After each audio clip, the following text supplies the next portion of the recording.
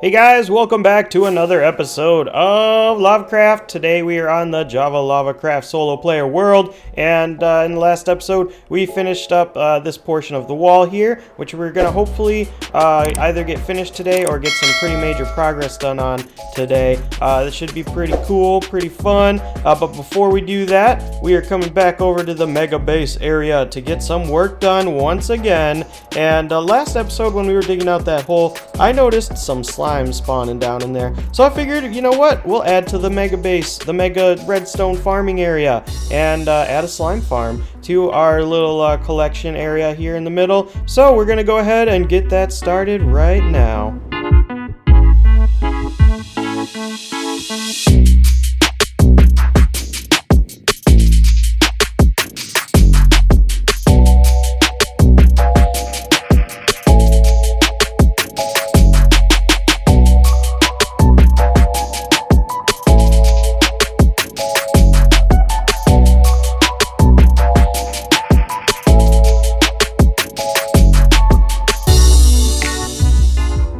So yeah, as you guys can see, the slime farm is built, and it's already killed some of the iron golems, but there's definitely some slime in there. Hopefully we won't need a ton of slime because this thing isn't massively productive or anything, but it is collecting the slime balls. Yep, that's pretty cool. And this time we went with the water streams because we have so many hoppers in this area that it lags out the whole area. We actually should probably get rid of some of them in the future here. Oh, by the way, before we go back into the collection area, which we haven't been in a while, I didn't show this to you guys last episode. This over here was just a quick and dirty little auto sorter that we made to collect all of the different things that we can get while we're mining out this massive quarry, since we have so much just like random stuff coming through in our inventory, filling it up. As you can see, it's been filling up pretty quick. We got all the stone we'll ever need. Actually, we'll probably use it, believe it or not, and all the other resources. Not so much this stuff, but we did get a decent amount of iron, a little bit of redstone, and a ton of coal. So that's pretty cool. And also the dirt, which I think is full, almost full. We actually use a lot of dirt and grass and stuff like that as well. So it's pretty handy. We also, needed a bunch of glass and stuff. So we just built this little smelter so it could stay loaded in this area while we're working. As you can see, there's some slimes in there, but they've taken out 3 out of our 5 golems, so we're gonna have to add them back in somehow or pretty soon. It's still getting some slime. Let's see how productive we've been while we've been messing around since we built this farm. So we're headed down into the collection system, which I still would like to get some work done, make it a little bit prettier, maybe a little bit easier to access. But we've taken down a few things of wool since we ended up relocating all of the wool, and added our slime balls. Oh, nice.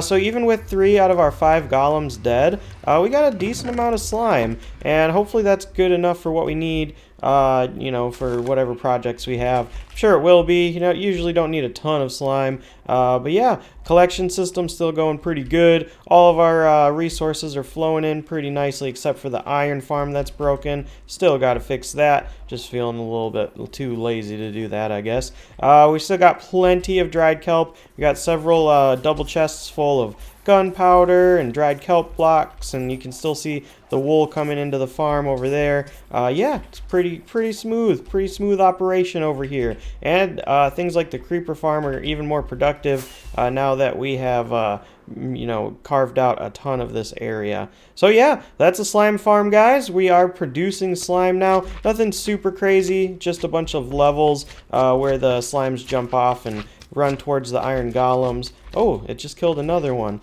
Yeah, so that's a problem. We'll have to fix that in the future. But for now, we're headed back over to the sandy village, and we're going to do some work on that wall like we just talked about. Hopefully we can get most of it done in today's episode. No promises, though, because it did take a while just to do this. But now that we kind of have a pattern going, we should be able to go all the way around. And it's not a huge area, and compared to this, it's not much at all, actually. Just a little bit more detailed. So let's hop right back into time-lapse mode and get started on the project.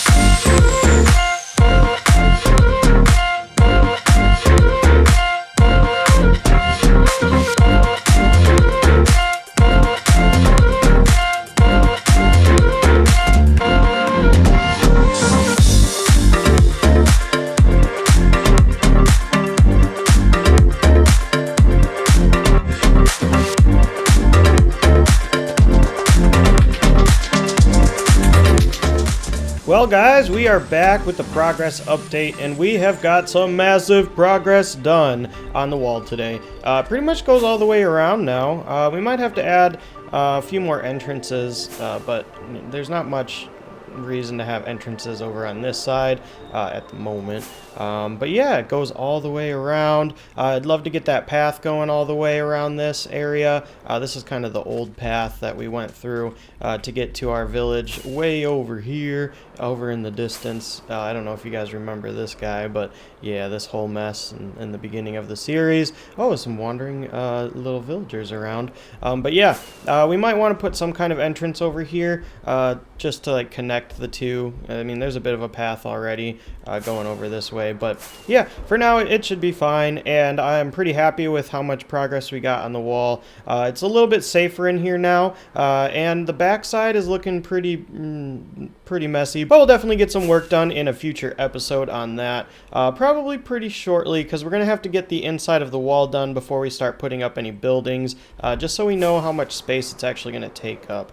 Speaking of buildings, I'd love to get a bunch of really cool looking buildings in here. I've been messing around, working on some pallets for the buildings, and I think we need some colored terracotta, but unfortunately, out of all the things that we farm and all of the, you know, massive farms we have, we don't have any way to get a bunch of dye or a bunch of terracotta. I don't know if there's such thing as a terracotta farm, but we need probably grab a beacon and head over to the mesa biome, which we did find a long time ago, and there's one not too far. I think it's like 2,000 blocks away, which isn't too bad, but the flower forest, that's another story. We probably have to go out into new loaded chunks, maybe the 1.17 stuff, grab some copper while we're there, but we might have to head out there to be able to find a flower forest. So I'm going to do a little bit of traveling at the end of today's episode,